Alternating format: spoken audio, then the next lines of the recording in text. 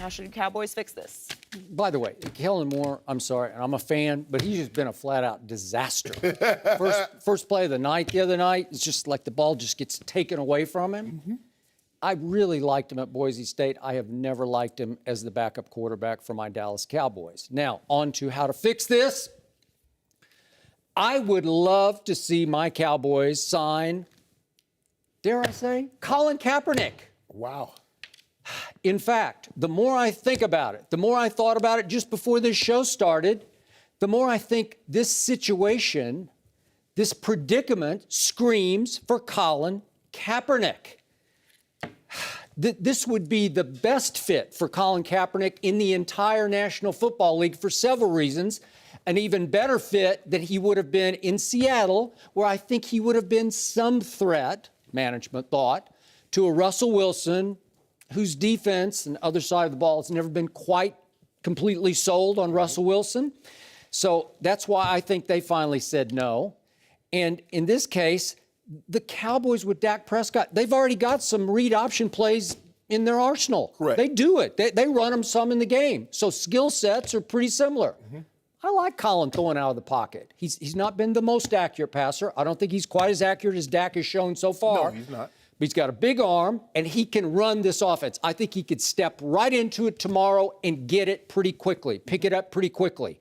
And they have backs very experienced in read option plays. Alfred Morris, that first year in Washington, yep, he had 1,600-plus yards. He was just 18 yards short of what Zeke had leading the league last year with RG3 running the spread option, right? Correct. Yep.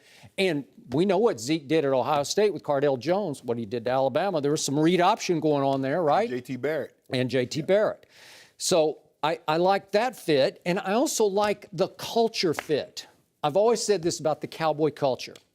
It absorbs big personalities and big issues better than any culture in the National Football League because, number one, the owner is the superstar of this team, right? And nobody's going to have the star power, the eclipse power that Jerry Jones. He eclipses everything, right? Yep. And then, as you know, you got Dak over here in one corner of the locker room, and then there's Zeke, and then there's Jason Witten, and now there's Jalen Smith on defense. And it's like you go into a multiplex of theaters, and you can just pick a theater every day because there's going to be a bigger story here, or maybe here. Correct. So Colin wouldn't be quite the focal point to start with, which I think could be a good thing for all involved, if he were a Dallas Cowboy. Even Greg Hardy, as much as I said no to Greg Hardy, at least he sort of got fitted in, like he got assimilated pretty quickly into the culture. Now, for the obvious negatives that should not be negatives. What did Jerry Jones say during the Hall of Fame weekend? You were there. At halftime of the, Thursday night Hall of Fame game, Al Michaels, Chris Collinsworth, Jerry Jones in the booth at halftime, and they kept him over because he was so good and such a big personality, the star of the weekend. They kept him into the third quarter. What did he say? His biggest disappointment, he said this on national TV, as the owner of the Dallas Cowboys, is that he did not get Tony Romo to a Super Bowl. So to me, if there were what you call catastrophic injury, I got to knock on wood, to Dak Prescott, if there were serious injury suffered early in the season, you know and I know who Jerry thinks the quote-unquote backup quarterback is. You going to call Tony from the booth? He's going to call Tony. Call him down from the booth. Now, would Tony accept? That's a whole nother question. Absolutely he'd accept.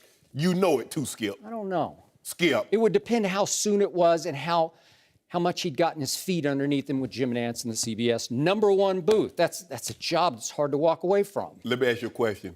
If you're a professional athlete, would you rather have the #1 booth job or quarterback of the Dallas Cowboys? It would depend what your self-vision was at that point in your career. Would you accept the fact that I can't stay healthy, that every time I've walked on the field I've gotten hurt again? Yeah. Would you accept the fact that you've fallen out of shape? What do you mean falling out of shape? Like he's ever fallen in shape? Okay. All right. But to your point, we saw him try to be Maverick for a night, right? Basketball player. Ooh. Didn't look too good. Looked like a dad wearing one of those Maverick jerseys, right? Yeah.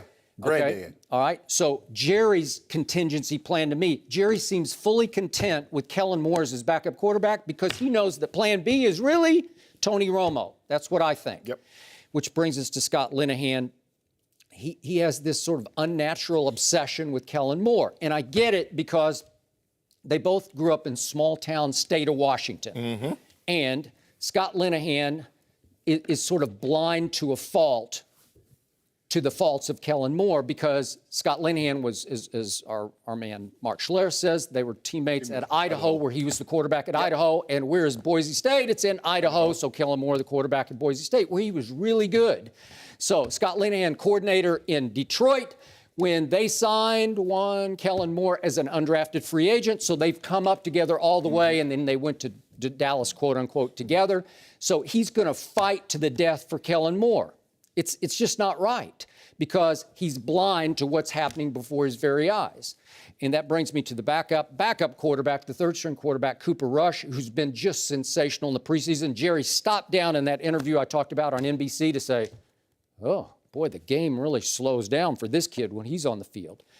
He's not Colin Kaepernick. Kellen Moore is not Colin Kaepernick. I'm not sure Tony Romo right now could be Colin Kaepernick. I don't think he could be. No. So the point is, why wouldn't this just scream for you to do it?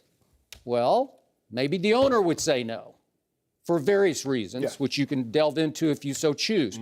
But I'm saying a big yes, and I'm hoping everybody could see their way clear to make this happen sooner than later. Of course, Colin Kaepernick would be an upgrade over Kellen Moore. Kellen Moore is a 5'11", maybe 185, maybe soaking wet with a 5-pound weight in his pocket, 190 pounds. He not only... They list him at 2 something, but go ahead. Not even close. I know. And he doesn't have a big arm, and he's injury prone. Yep. And the team that should know best about not having an adequate backup should be who, Skip? The Cowboys. Remember what happened in 2010? Do I? Remember what happened in 2015?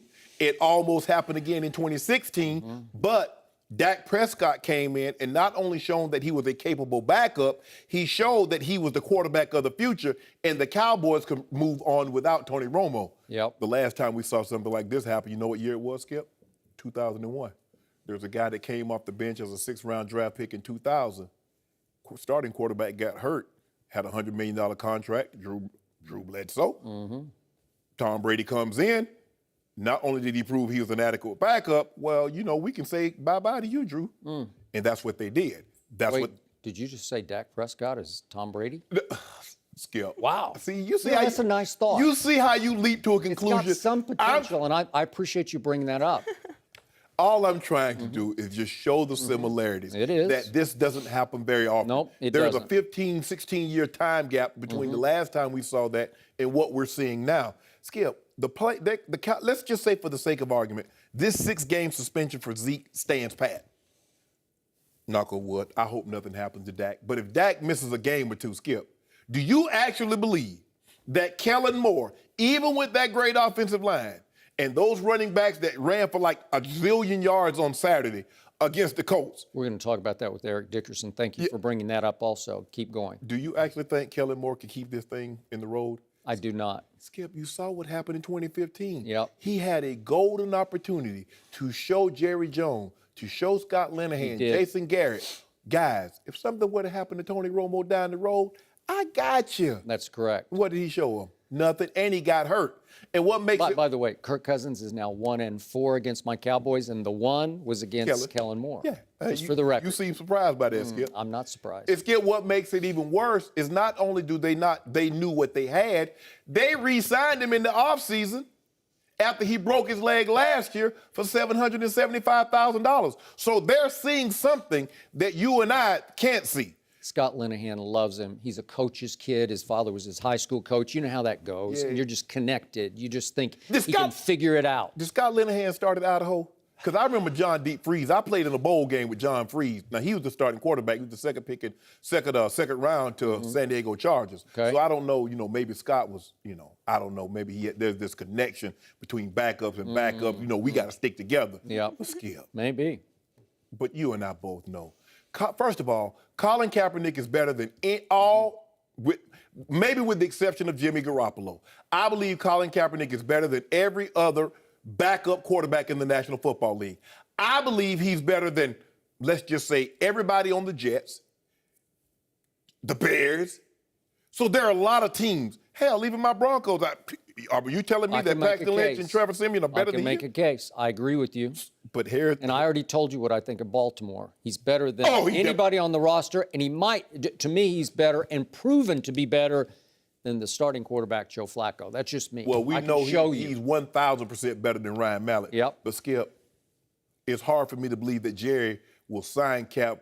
Jerry was the most outspoken owner when this anthem protest started last year. He says, "This is my stage, my building, you do it my way.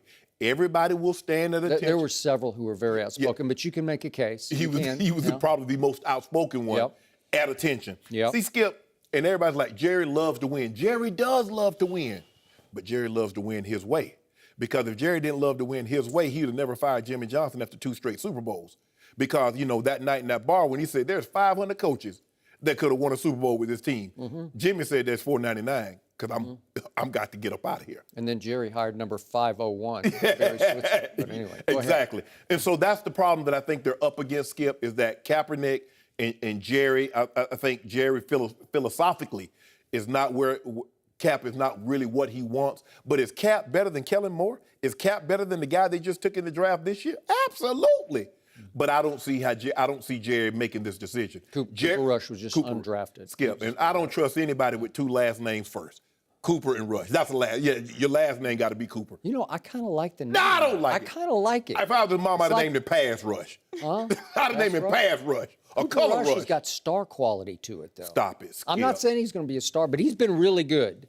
But at Central Michigan, his record was 26-24, and I don't know.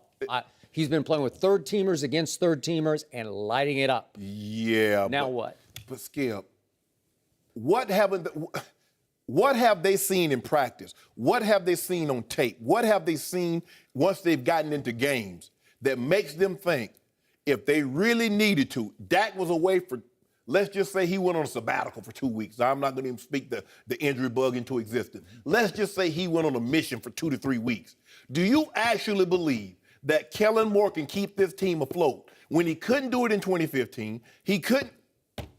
What are they waiting for, Hey, Skip? seriously, Colin Kaepernick could throw it harder underhand than Kellen can overhand. Yeah. That's how soft his arm is now. I'm like, what are you doing? What's happening? It looks like he's hurt all the time, like he's got an injured arm. He couldn't throw a brick through a plate glass window. I mean, so. Skip. I mean, it seems like he is taking all he has to throw an out route. I mean, everything looked like it. Nothing just like jumps out of his hand. Everything is just like he's rearing back like he's throwing the javelin. Maybe they know something we don't. And Skip, the thing is, when your starter goes down, unless you have a defense that can take the ball away. Now, this is not what the Cowboys' defense is. They're not a take the ball away type of defense. Give your offense a short field. They're a team that bends, that doesn't break. Normally, they know the team is going to be behind because they're going to grind it out. They're going to get the ball in the end zone, and they're going to force you to do what, Skip? Throw the football. So now they play that soft cover 2, come up, make the tackle. But Kellen Moore, your drop-off is so substantial. If Dak were to go down, and if you're going to be minus Zeke, it's over.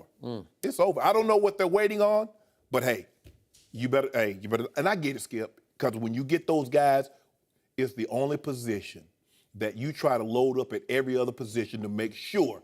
You look at the Patriots, Skip. They got Edelman, Amendola, they trade for Cooks. They got Malcolm Mitchell. They got Chris Hogan. They signed this little free agent guy from some little 84. They just load up every position. Look at cornerback. Look at linebacker, D-line. But it's the one position. We can get by. The guy ain't going to get hurt. Well, ask Bill Polian what happens when Peyton Manning goes down. What happened to you? Ask Jerry Jones when your starting quarterback goes down in 2015, what happened to your season?